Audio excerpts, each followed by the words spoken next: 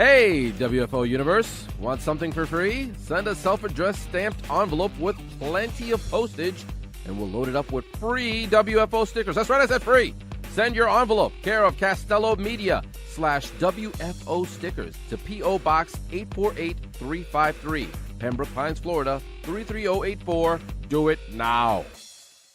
Or hangstofirst.com, and of course, tell them you heard about it on WFO Radio. And they are big sponsors of the Sackman boys, Zach and Matt Sackman, who will be racing this weekend. And next up, NHRA Nitro before the 59th Lucas Oil Winternationals. I am super excited. Hopefully you're on your way there. You're going to be watching everything that is going down. If you're watching the top alcohol dragster category, we've got a friend of the show who will be racing this weekend. He joins us now, Matt Sackman. Matt, racer and crew member. You're doing a little double duty out there at Pomona.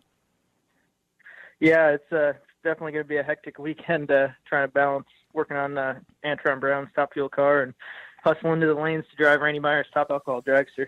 But this is what you've worked for. I know, the Sackman family, you and your brother, racers, your mom and dad are there, like supporting everything that you're doing. And here we are, 2019. You're going to be working on Antron's top fuel car. Obviously, you're a champion doing that. And your driving career is evolving, starting off first race of the season. That's got to be a great feeling. It definitely is. Very lucky to have the opportunity to do it, especially to race at Pomona, the Winter Nationals, the opening race for NHRA. It's one of the biggest races NHRA has all year. So just to be able to race there in a top alcohol dragster is a very awesome opportunity. Now, to put this together, though, you had to be working on this for a while. And what I want my audience to know, because it's, Matt, it's easy to just kind of like accept things as they come. Like, this is an effort that you are working on constantly. So you got your day job, which is competing at the highest level in top fuel in the Mellow Yellow Series. And then you got your, some would call it your side hustle or whatever. You're trying to grow as a driver and hopefully one day, who knows, be racing against an Antron Brown. And that's got to take a lot of effort. Definitely. Usually I have a busy year. I mean, I raced 24 to 25 weekends with Antron throughout the year, and then I'll try to get in 10 races with my family. So I'm gone from home 35 weekends a year at a racetrack racing, which is awesome. I love it. It's nothing else I would rather be doing, but it definitely keeps me very busy and wears me out at times. Well, you're only 25. You've got endless energy at this point. Your brother's 23, so you guys are at, some would say the peak of your life. I personally think it just gets better and better and better until, at one point it just ends. Whatever. But you're doing it. Folks at Hanks to First, they're stepping up with you and your brother for the whole season, right? Like, you're not going to race the whole season, but when you race, Hanks to First is on board with the Sackman boys. That's correct. Yeah, they're coming back for a third full season with us, and we couldn't be more happy to have them on board. They're a family-owned company. They've been in business for 81 or 82 years, and Bill Jones, his mom, Ann Jones, she's the president of the company, and she's a super nice lady, and just to have her support, it means a lot to our family. We started our partnership with them back in 2015. Our first year running our top dragster, and we did one race with them in Maryland, and then the next year we did a couple of races with them, and then in 2017 they wanted to come on full board for the whole season, so we're pretty happy to just continue our partnership with them. No, I think it's great, and I love the fact that they're supporting young racers. So let's talk about what's going on right now. Coming in off testing, what was that like? What went down, and how do you feel about where? Let's start off with the Mellow Yellow Series car. Like, how was the team working together? How did it go? As far as us working together, we're working great together. Nothing really has changed there. So we all work pretty well together. Our test session wasn't our best test session, but we learned a lot, and hopefully we can apply that to what we learned apply it to Pomona and be better. Yeah, the whole thing about testing, I hear these words a lot. Shake the rust off, right? And it's just like anything. If you're working out every week and then you don't work out for 6 weeks, the first time you go work out it's going to be horrible. It's just going to be tough. And I don't think people appreciate how much there's physicality involved with what you guys do. Tearing them down, building them back up, lifting heavy things, diving under the car. Like, there's just, you're moving your body in ways that you don't when you're at home. Can you explain that? Yeah, definitely. The first couple test laps was pretty rusty. I mean, we were definitely shaking the rust off as far as crew guys go. It takes, I mean, after being off for two and a half months, I mean, it takes you a couple laps to get back in the hang of figuring out how to do everything and be fast as you were when the season ended. Even when you go race to race, I mean, just the 4 or 5 days that you hadn't done it, I mean, the first lap is always just a little bit slower, and then as the weekend goes on, you get back to where you're at and fast, tearing the car down.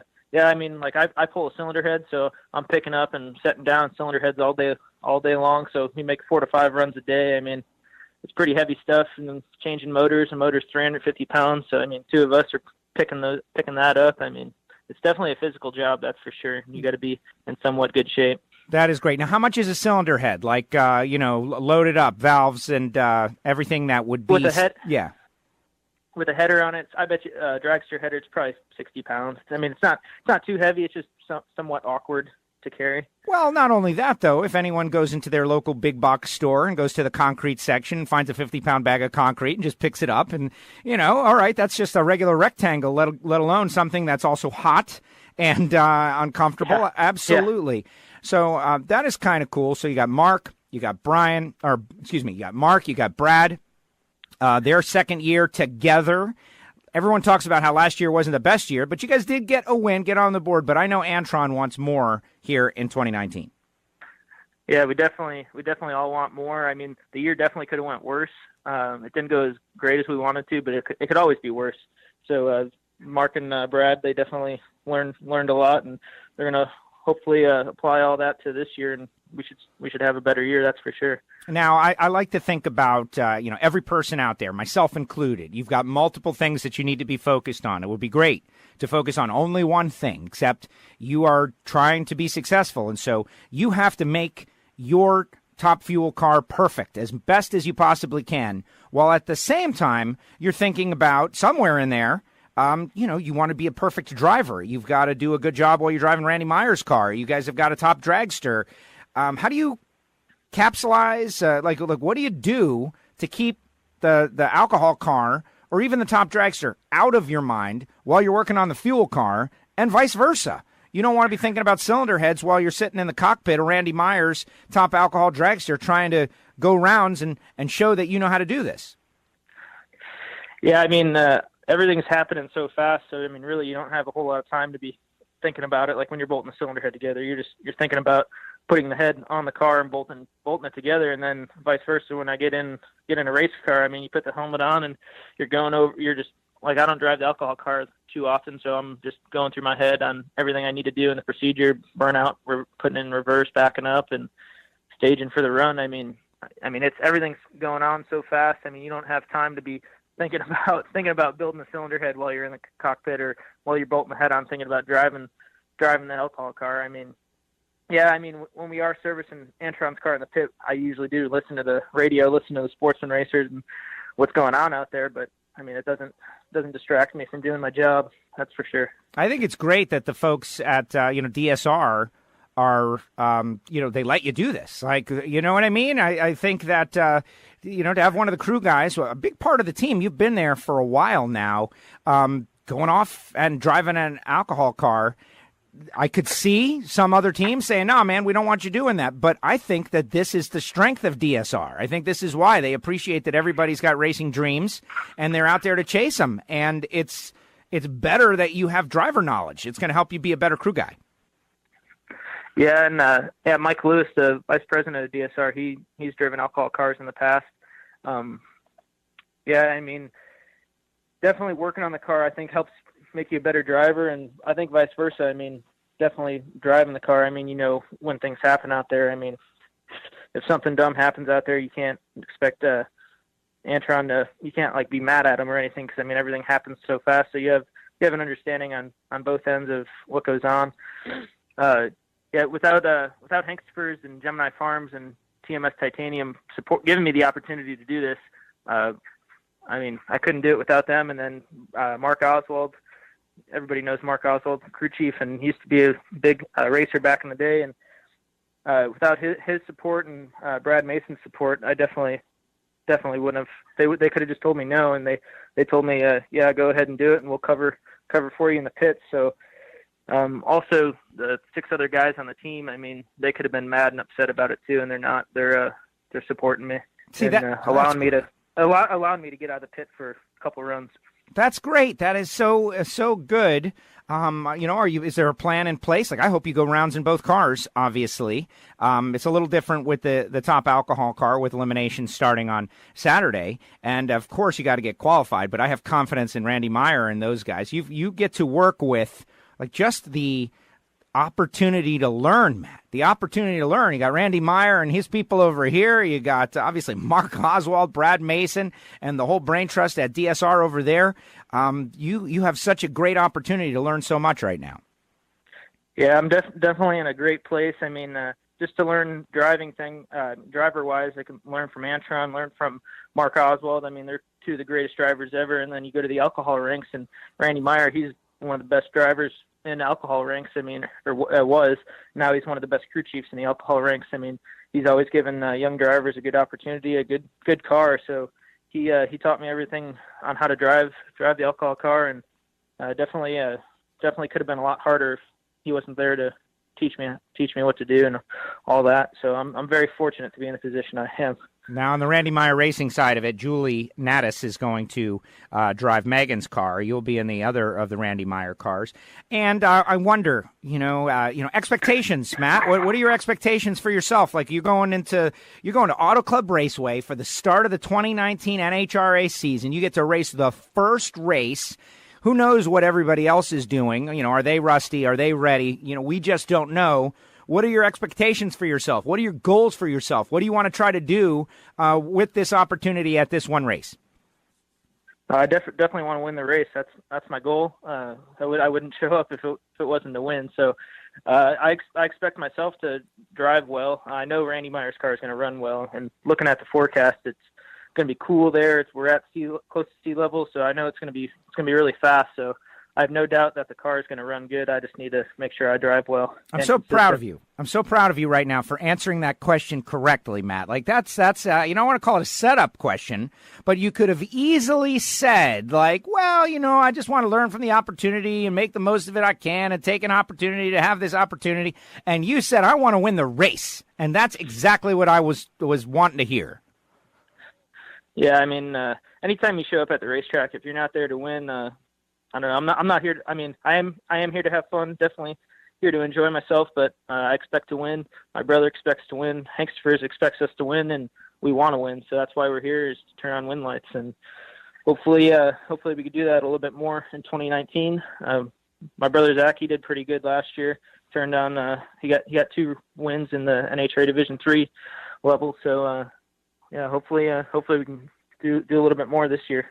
That is great. Now, what part of your schedule can you let us know about? I know that some of it comes together. Do you have it all planned out, like the races you're doing, or is it like Pomona and then we're going to work on the next one?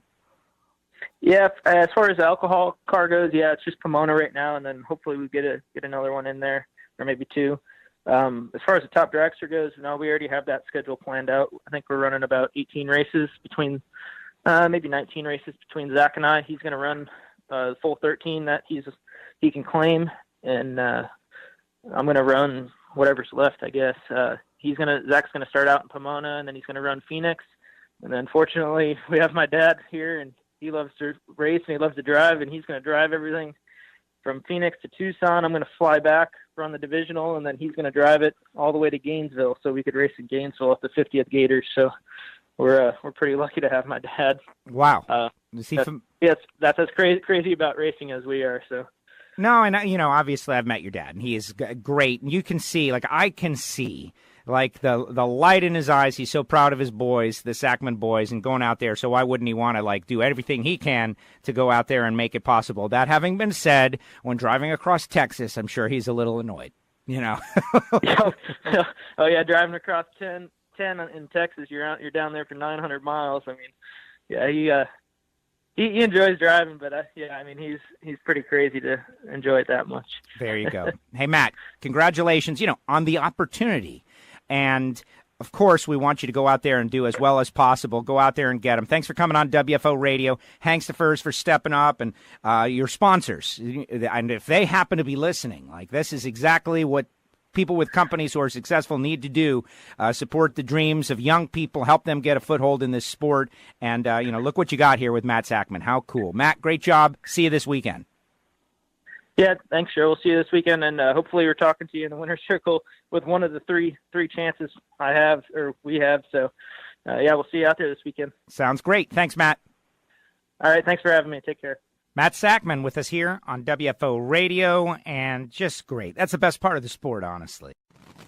This is WFO Radio.